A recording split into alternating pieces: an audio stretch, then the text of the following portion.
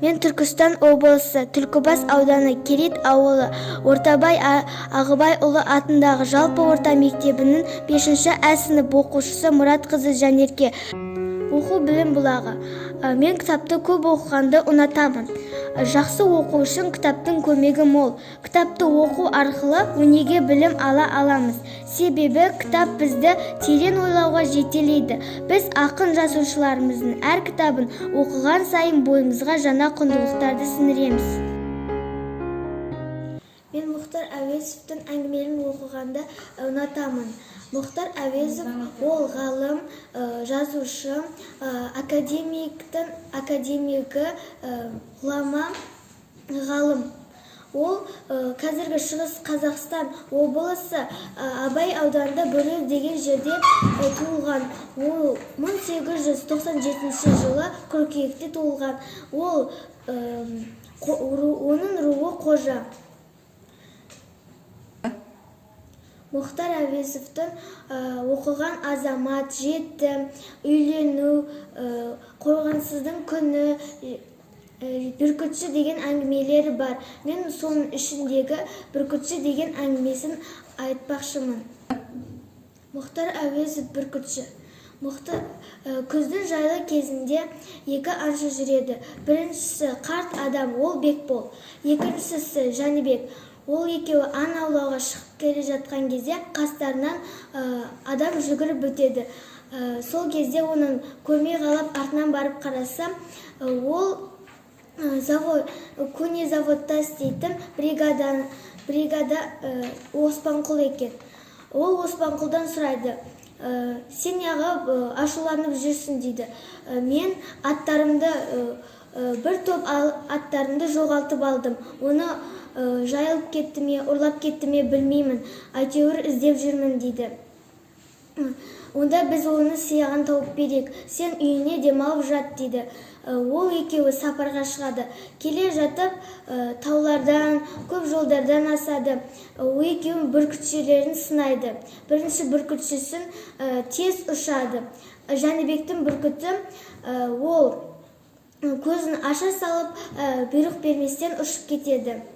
Ол екеуі келе жатып талай қырлардан асады, таулардан асады. Кейін малдардың құмалағын көреді. Бұл малдың құмалағы дейді. Бұл ұрланған малдың құмалағы дегенде Жәнібек айтады: бүгін түсте мен малымды жайып шыққанмын, бұл соңғы шығар дейді. Жоқ, бұл оңқа емес деп сенбей қояды. Кейін тағы да шөптің тұяқпен басылғанын көреді.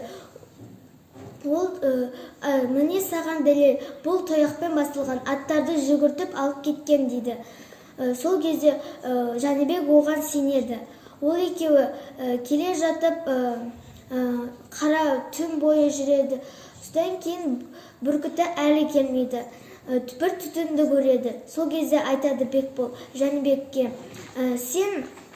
сен барда ауылға менің бүркітімді алып бар. Мен өзім хабар беремін. Мен түтінмен, бүркітімен хабарды беремін. Сен босқа ойламай, қарт бүркітімді береді деп. Мен саған уақытшаға бердім. Сол кезде бергі берген кезде кел дейді. Ол екеуі Жәнібек кетіп қалады. Бекбол түні бойы жүреді. Түнде келе жатқан кезде артынан тоқта деген дауыс естіледі.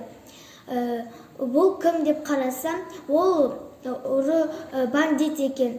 Ол мылтығын ұстап тізеп тұрды. Сен елсің бе, жаусың ба дейді. Жоқ, мен елмін. Менің еш кінәм жоқ. Аң аулап жүрмін. Бүркітімді жоғалтып алып едім. Соны іздеп жүрмін дейді. Оны жұлқылап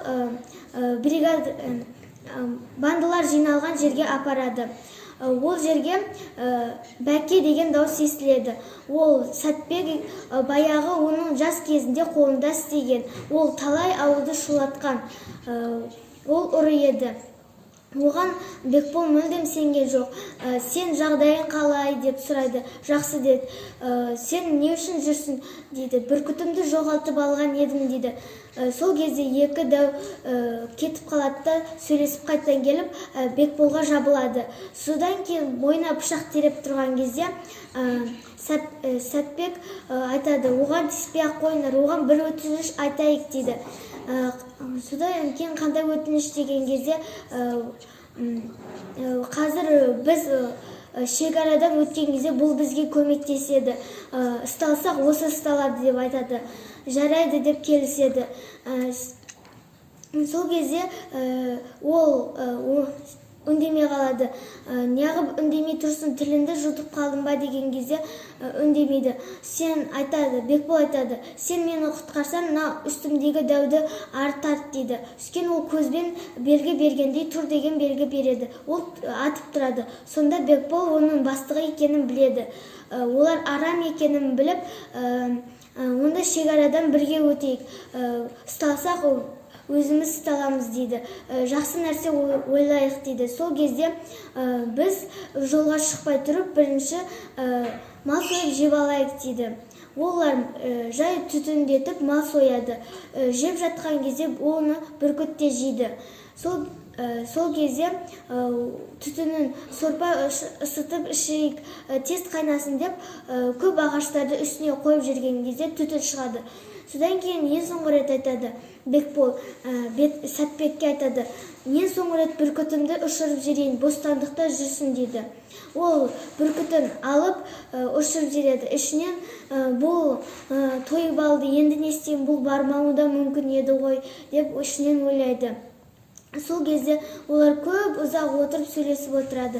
Кейін олар тоқта деген дауыс естіледі. Барлығы ағаштардың қасына тығылып қалады. Сол кезде бір бандитті адам атып өлтіреді. Ол қорыққаннан Сәтбек мылтығын алып адамдарға атпақшы болған кезде Бекбол жоқ атпа деп мылтығына жармасады. Ол екеуі Бекбол оны астына түсіріп талдыртады.